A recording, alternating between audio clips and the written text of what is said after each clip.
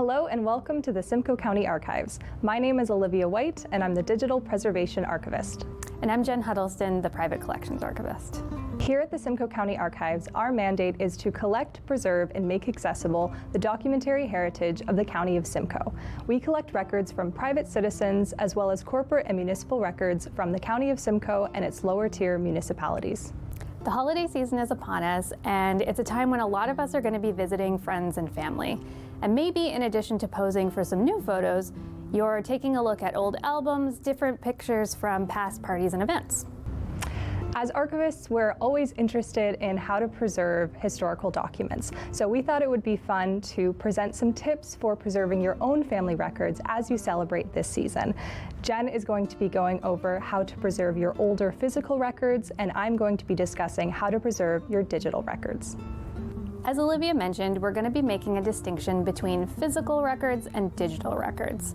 Physical records would be things like this that you would find, photo albums, either those peel and sticks or sometimes the older variety, or just individual physical photographs, versus digital, which will be things like records that are stored on an SD card or in cloud storage, or maybe even your phone. So as I said, I'm going to be talking about the physical, and I've pulled a bunch of different examples of physical photo albums for us to take a look at. So we have examples here from all the way dating back into I'm going to say this is probably around the 1880s, 1890s, so earlier days for photos or photography. And then we have more recent photographs, some dating back to the 1960s. We have those here. And then we've pulled some even from the 1980s and 90s. We do have photo albums that go all the way into the 2000s. I just didn't pull any of those for today's video. It might surprise some people to learn that we get family photo albums pretty frequently donated to the county archives. Sometimes they come in larger collections with other records like diaries and journals, but a lot of the times it's just the albums. I personally love to see them as they're a great window into the lives of local families at different points in the county's history. Now, when it comes to keeping records like this safe, really our top tips are to keep them somewhere where the temperatures and relative humidity are on the low side, and almost more importantly, where the temperature and relative humidity is stable. A lot of the times, albums like this will end up in a basement or a garage or even an attic, and really those are the worst places that you could be keeping them because it's very hard to avoid things like mold and just decay. So storing photographs and albums on a main floor is really kind of the ideal. The humidity is going to be more stable and the temperature is a lot less likely to fluctuate. So it's really the best choice. We also recommend that you don't touch photographs with your bare hands. So you can see here I have gloves on for touching these records. And if you are going to touch them, you would pick them up from the back and hold kind of the edges. The reason you don't want to touch them is because the oils on your fingers are going to impact the emulsion side of the photographs, and we don't want that. Other top tips would be to keep photographs out of direct sunlight, as it can fade and damage photographs.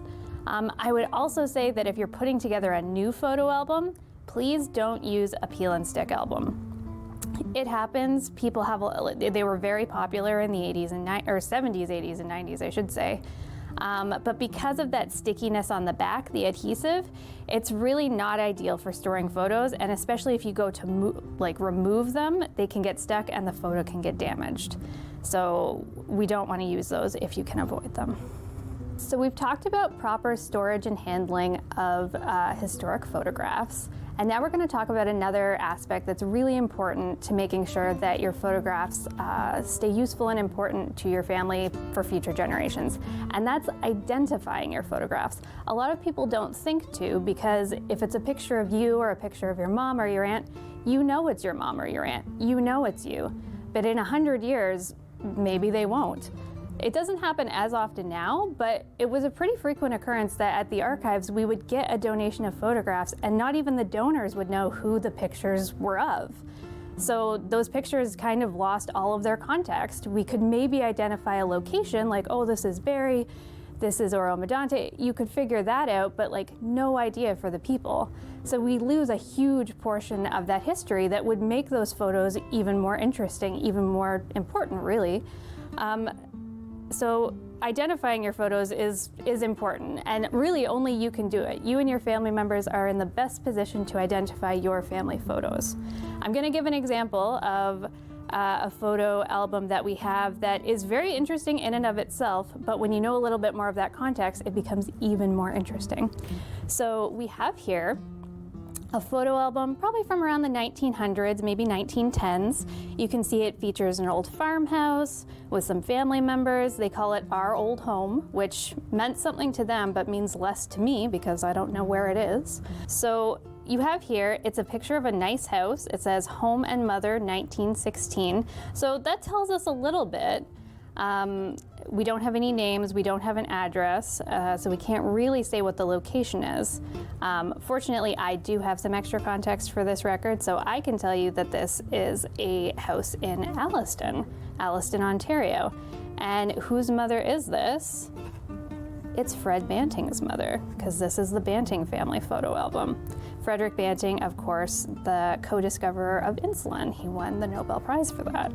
So once you have that additional information about an album, even though nobody's named in it, we're lucky enough to know who they are, having that context just really makes the story that much richer, and it makes the record take on a greater meaning. Identifying your photos is really, really important, and fortunately it's also kind of a fun project to do with family members. So maybe over the holidays this year, you want to gather around, you're going through some books, and you have different members identify the who, the what, the where, the when. It's important. So there's a couple different ways that you can go about doing that. One way is actually really lightly and gently. You can use a pencil to write on the back of a photo. That's totally okay. It's not going to harm it as long as you're going lightly. You can technically use pen, again, on the back of the photo, writing very lightly. You just have to make sure that it dries before you're putting it back into an album or anything, or heaven forbid, on top of another photo, because you don't want any of that ink transfer. Another method you can do is having a key. So what that would look like would be going through and numbering your photos, and then you have a written document or a typed document that corresponds with the numbers that tells you what's going on in a photo.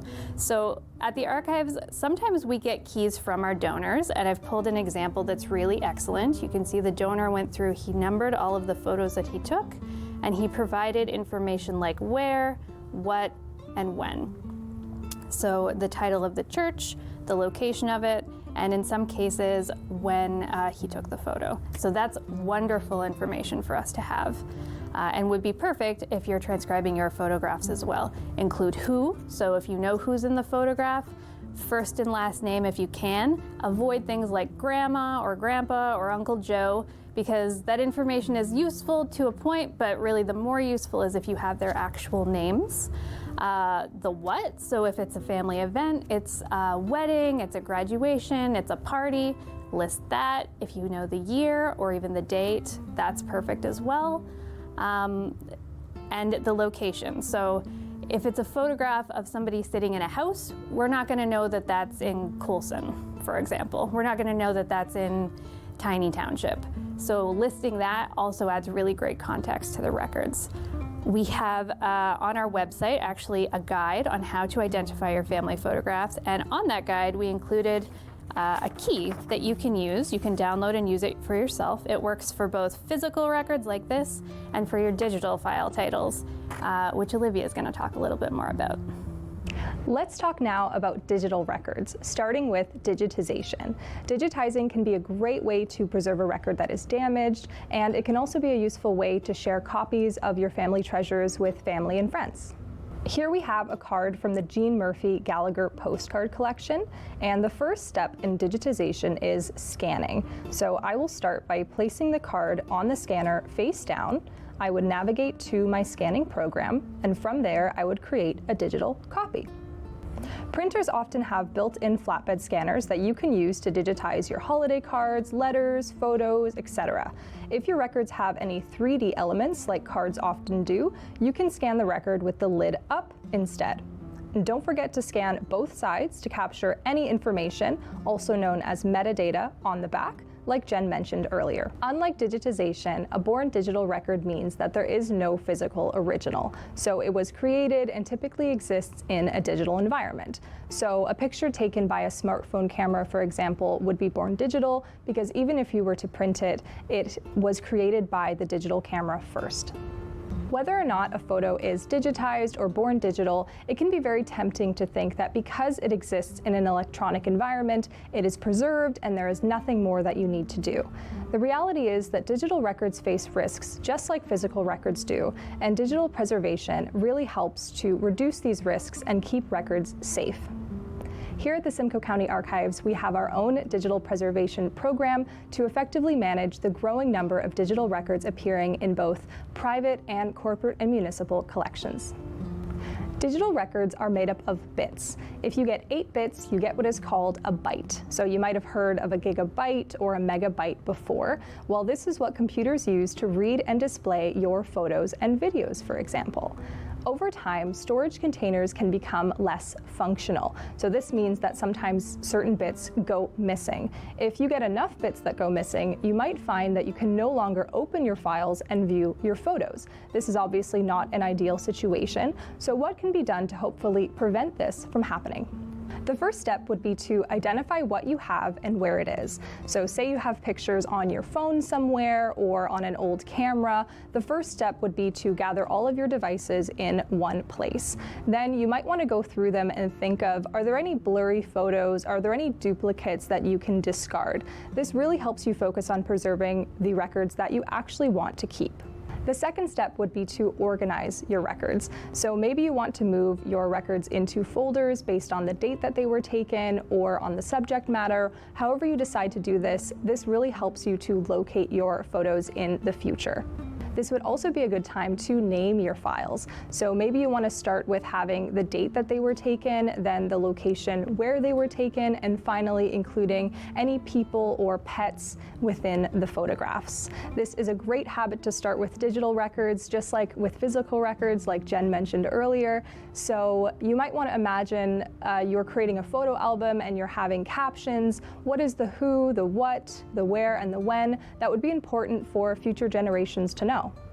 The third step would be to move your photos onto a computer. So say they were on your phone, you can use your charging cable to connect it to the computer, and there you would move your photos into the folders that you established in step 2, and this is also where you would start renaming your photos. Now that your records are identified, organized, and moved, the fourth step would be to back up your records with at least 2 copies on separate storage devices. The reason for this is if one of the storage devices stops working, you have another backup that you can use to restore your photos. This is especially important for born digital records because you don't have a physical original to refer back to. For example, you could have your photos stored on your computer and then another copy on an external hard drive or in cloud storage. The reason I mention external hard drives over USBs, for example, is they're often more durable, therefore they last longer, and they often offer a larger storage capacity. The fifth and final step is upkeep. So this means opening up a few of your files, making sure everything is still functioning, and then also updating at least one of your storage devices every 3 to 5 years. So this would mean moving your photos onto a newer external hard drive, for example. You are welcome to repeat these steps for any new digital records you create to help keep your family treasures safe for the present and future. We hope you've enjoyed learning a few of the steps you can take to ensure that your family photographs are preserved for future generations. If you'd like to learn more about the services offered by the Simcoe County Archives, you can visit our website. And if you have any questions, feel free to send them to our email address, which is archives@simcoe.ca. From all of us here at the Simcoe County Archives, we wish you a safe and happy holiday season.